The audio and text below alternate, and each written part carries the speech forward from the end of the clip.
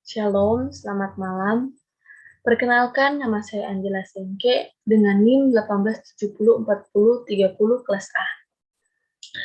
Dalam hal ini, saya akan memenuhi tugas akhir saya dalam ujian akhir semester dalam mata kuliah Metode Riset Epidemiologi. Konsep penyakit dan hipotesis epidemiologi. Konsep penyakit itu terbagi berasal dari 3. Yang pertama, penjamu atau host itu berdasarkan keturunan, umur, daya tahan, seks, ras, status perkawinan, pekerjaan, dan status sosial ekonomi. Yang kedua, bibit penyakit atau agen itu berasal dari benda biotis dan abiotis. Yang ketiga, lingkungan atau environment, lingkungan isik, non-fisik, sosial, dan budaya. Yang kedua, hipotesis epidemiologi. Pengertian hipotesis dalam epidemiologi adalah suatu teori tentatif yang perlu diuji kebenarannya. Dalam bidang ilmu kesehatan, termasuk berbagai bidang ilmu kedokteran, usaha mencari hubungan sebab akibat terjadinya penyakit dalam masyarakat, maupun analisis terjadinya penyebaran penyakit dalam masyarakat biasanya didahului dengan penyusunan suatu hipotesis. Penyusunan hipotesis.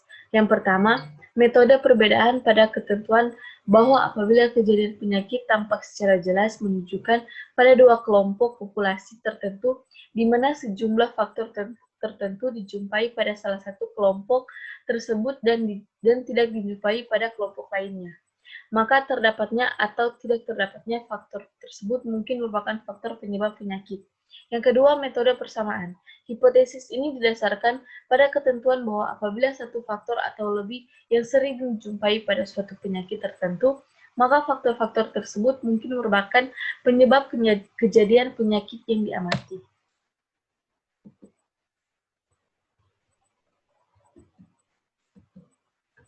Yang ketiga, variasi bersama hipotesis ini didasarkan pada ketentuan bahwa dengan beradanya beberapa variasi tertentu, secara bersama-sama menimbulkan variasi pada peristiwa penyakit tertentu sehingga adanya variabel tersebut yang secara bersama-sama menimbulkan kelainan yang mungkin berperan sebagai faktor penyebab resiko.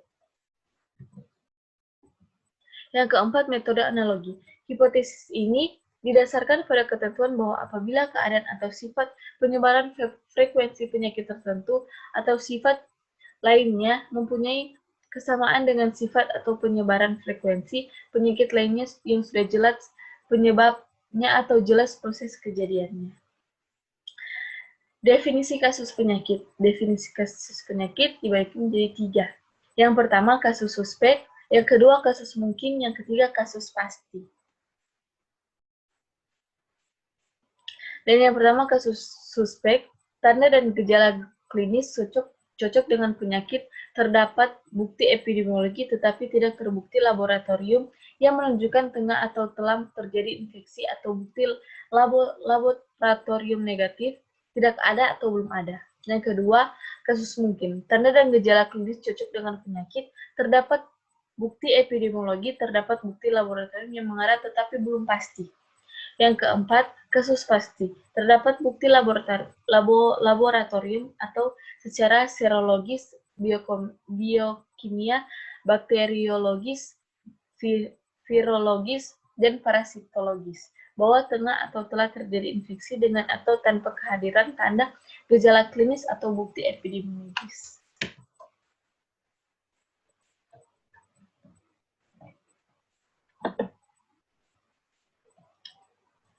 Apa itu insiden? Insiden adalah angka terjadinya penyakit selama suatu periode waktu. 3 elemen kunci dalam insiden. Yang pertama, hanya kasus baru dimasukkan dalam pembilang. Yang kedua, populasi total berisiko pada penyebut. Yang ketiga, elemen waktu atau sampai periode waktu terjadinya kasus baru. Prevalensi. Prevalensi adalah proporsi individu dalam populasi yang mengalami penyakit atau kondisi lainnya pada suatu periode waktu tertentu.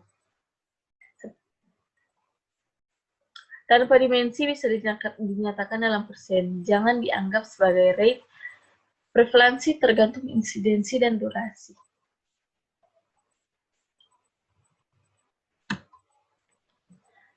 Poin prevalensi atau prevalensi titik, proporsi semua kasus pada suatu titik waktu.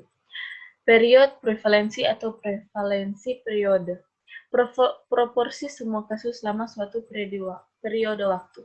Contohnya, frekuensi penyakit pada otopsi, semua kasus di antara semua yang diotopsi. Yang kedua, birth defect rate atau angka kecatatan kelahiran, jumlah kelahiran baru dengan kecatatan di antara semua kelahiran hidup. Ratio, pengertian dari ratio adalah pecahan yang pembilangannya bukan merupakan bagian dari penyebutnya. Ini yang membedakannya dengan proporsi. Ratio menyatakan hubungan antara pembilang dan penyebut yang berbeda satu dengan yang lain. Jenis ratio yang pertama, ratio yang mempunyai satuan, misalnya jumlah dokter per 1000 penduduk. Yang kedua, jumlah kematian bayi selama setahun per 1000 kelahiran hidup. Ratio yang tidak mempunyai satuan oleh karena pembilang dan penyebutnya mempunyai satuan yang sama, misalnya ratio antara satu proporsi dengan proporsi yang lain, atau ratio antara satu rate dengan rate yang lain. Contohnya relative risk dan odds ratio. Rate adalah merupakan konsep yang lebih kompleks dibandingkan dengan dua bentuk pecahan yang terdahulu. Rate sesungguhnya merupakan kemampuan berubah suatu kuantitas bila terjadi suatu perubahan pada kuantitas lain. Kuantitas lain yang digunakan sebagai patokan ini biasanya adalah kuantitas waktu. Bentuk ukuran ini sering dicampurkan penggunanya dengan proporsi. Ciri rate yang pertama mempunyai satuan ukuran, yaitu persatuan waktu. Yang kedua, besarnya tidak terbatas secara teoritis, nilainya terbentang antara 0 sampai tak terhingga. Ukuran asosiasi. Rasio odds atau odds ratio, nama lain dari odds relatif, rasio cross product. Rasio dua odds yang digunakan dalam studi kasus kontrol untuk mengestimasi rasio rate atau rasio risiko. Odds untuk satu kelompok dibagi dengan odds untuk kelompok yang lain, mempunyai interpretasi yang sama seperti risiko relatif. Risk ratio untuk penelitian yang meneliti infeksi luka setelah appendektomi insidental. Risiko infeksi luka pada setiap kelompok paparan diperkirakan dari insiden kumulatif. Risiko relatif atau rasio risiko ini adalah cara intuitif untuk membandingkan risiko untuk kedua kelompok. Rate ratio adalah terkait erat dengan risk ratio atau rasio risiko.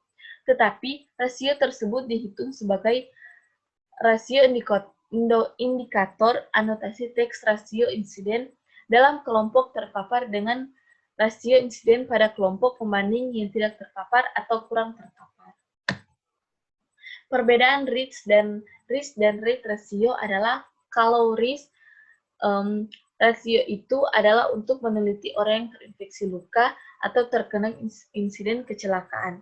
Risiko relatif atau rasio risiko adalah cara intuitif untuk membandingkan risiko untuk kedua kelompok.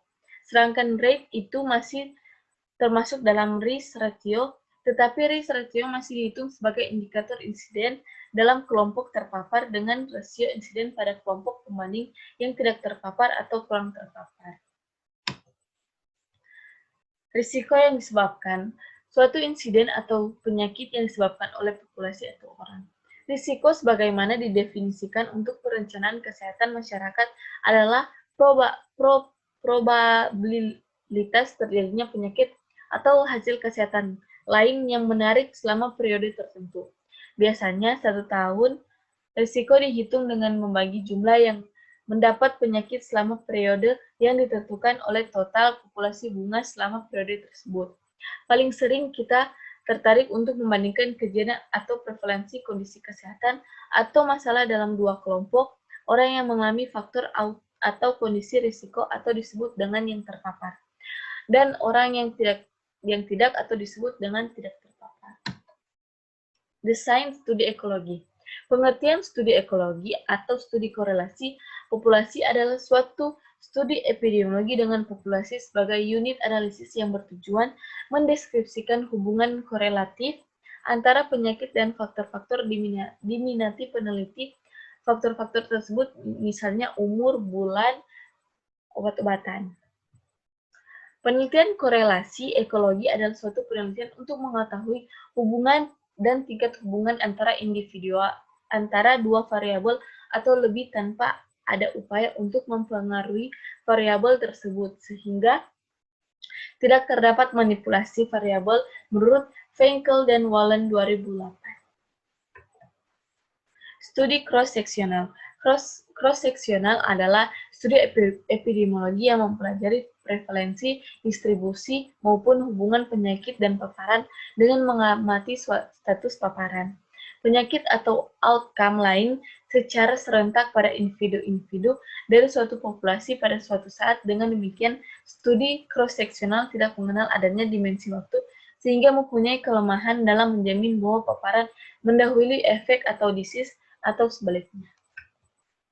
Case control atau kasus kontrol.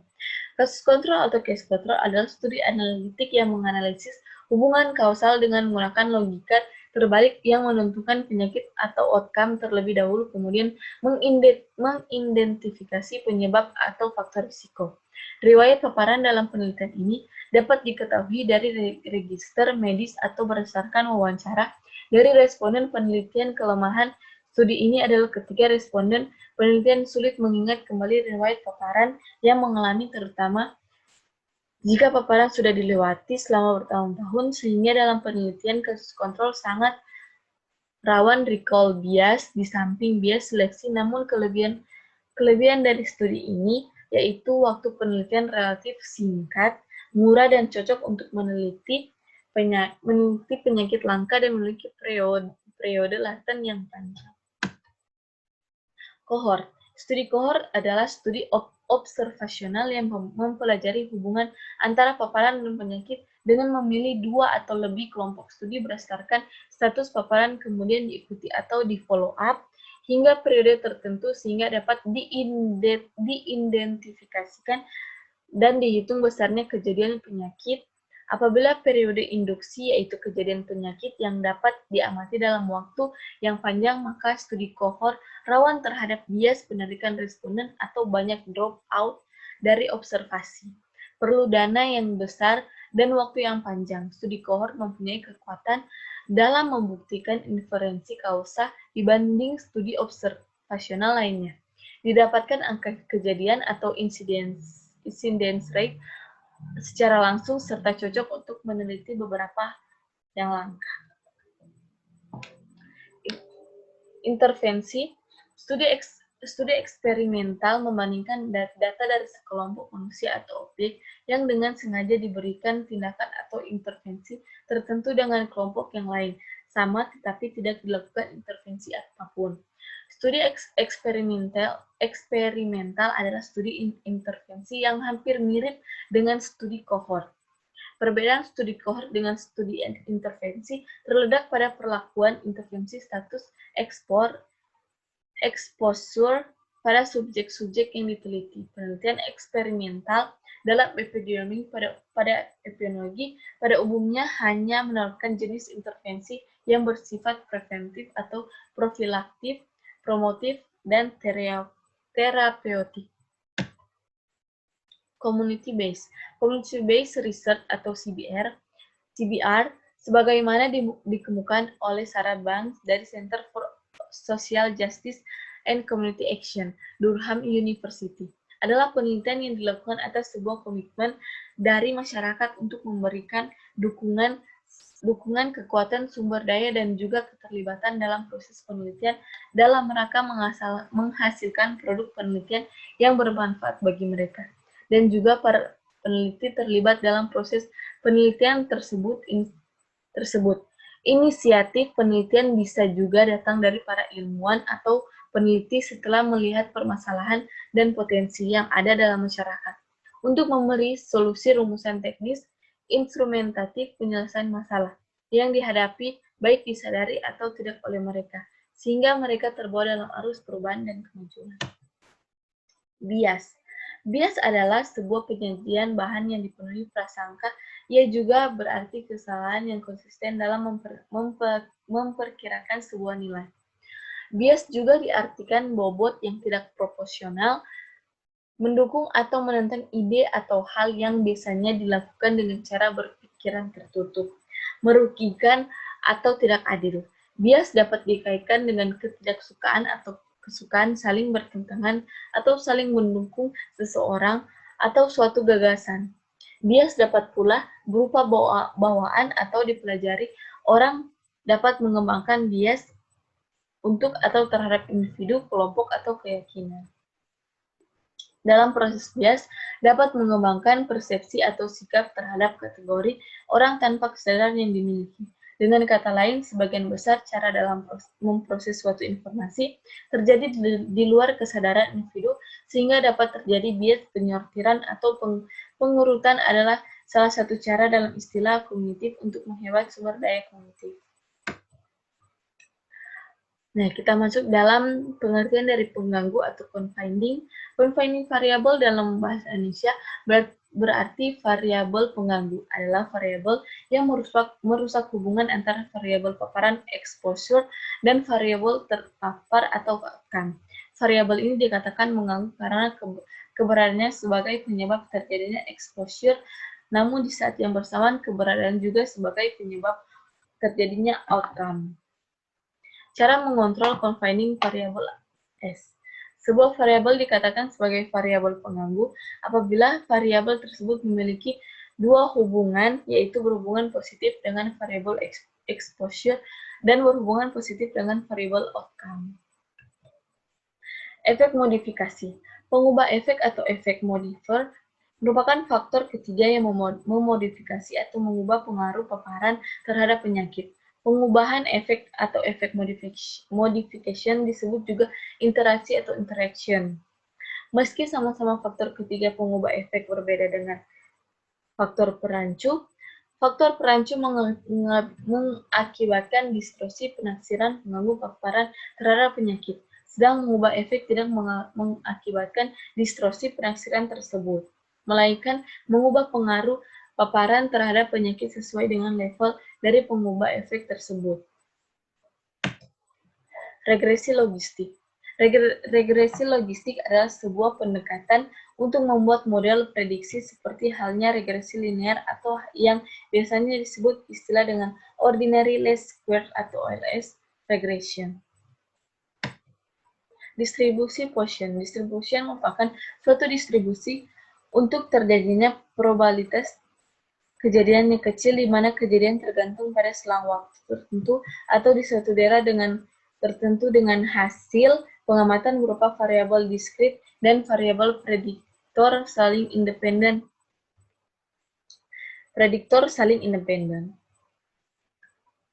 Distribution memiliki ciri-ciri sebagai berikut.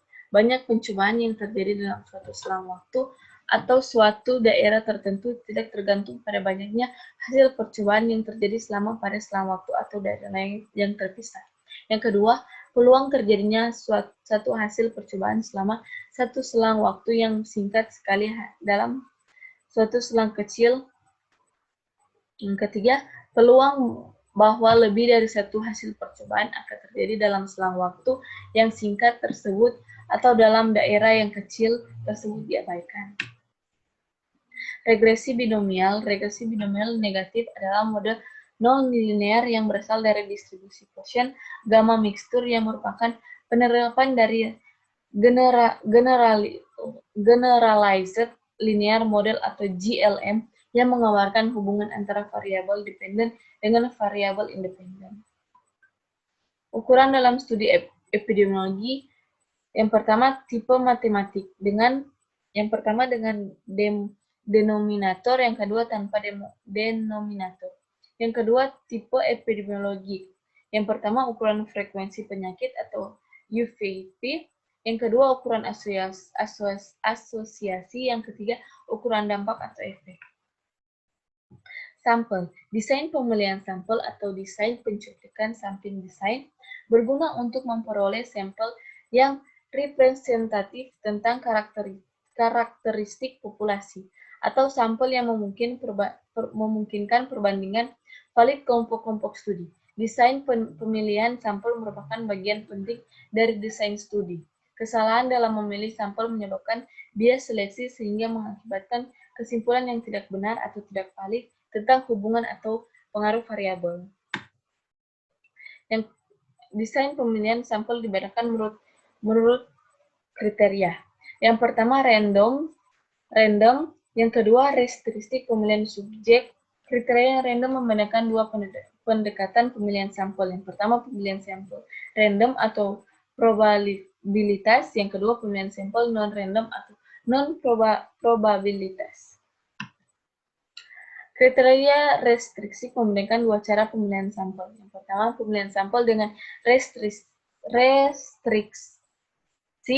Yang kedua, pemilihan sampel tanpa restriksi. Teknik pemilihan sampel random meneliti subjek penelitian dan dari populasi tersebut berdasarkan peluang atau probabilitas bebas dari pengaruh subjek peneliti.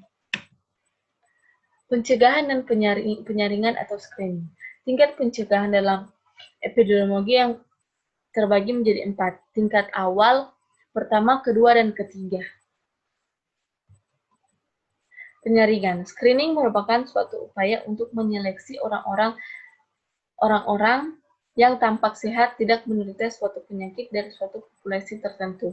Upaya ini adalah usaha mendeteksi penderita suatu penyakit yang tanpa gejala dengan melakukan suatu tes untuk memisahkan mereka. Selanjutnya dilakukan diagnosis dan pengobatan yang tepat.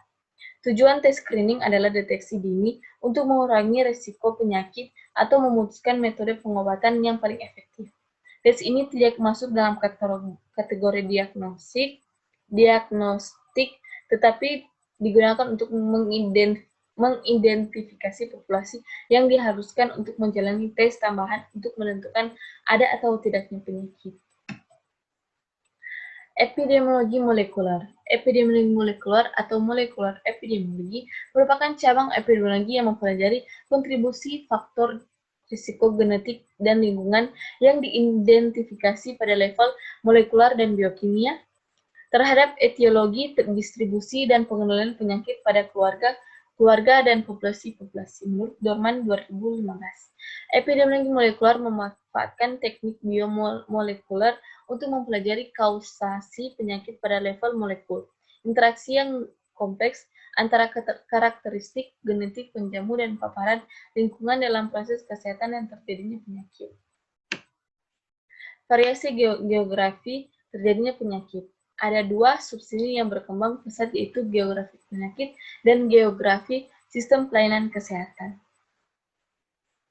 Geografi penyakit meliputi eksplorasi, deskripsi, dan pemodelan ruang waktu atas kejadian penyakit berkaitan dengan persoalan lingkungan, deteksi dan analisis klaster dan pola penyebaran penyakit, analisis sebab akibat, dan rumusan hipotesis baru mengenai penyebab penyakit menurut Boulos 2000. Geografis penyakit berperan penting dalam surveillance, intervensi kesehatan, dan strategi pencegahan penyakit. Sedangkan geografi sistem pelayanan kesehatan berkaitan dengan perencanaan, manajemen, dan jaminan pelayanan agar sesuai kebutuhan merumuskan kebutuhan kesehatan masyarakat yang dilayani dan pola wilayah yang dilayani. Yang terakhir dari materi yang akan saya paparkan yaitu kesenjangan kesehatan. Kesenjangan kesehatan mengacu pada perbedaan dalam akses kesehatan dan perawatan kesehatan di antara anggota populasi yang berbeda. Kesenjangan atau ketidaksetaraan ini dapat terhubung dengan ras, etnis, jenis kelamin, seksualitas, status sosial ekonomi, lokasi geografis, dan kategori lainnya. Kesenjangan kesehatan bukan bersifat biologis, melainkan muncul dari sebab sosial, ekonomi, politik, dan eksternal lainnya. Demikian hasil presentasi saya. Saya mengucapkan terima kasih. Semoga apa yang saya sampaikan dan saya sudah jelaskan lewat video ini boleh dapat bermanfaat bagi kita semua. Terima kasih.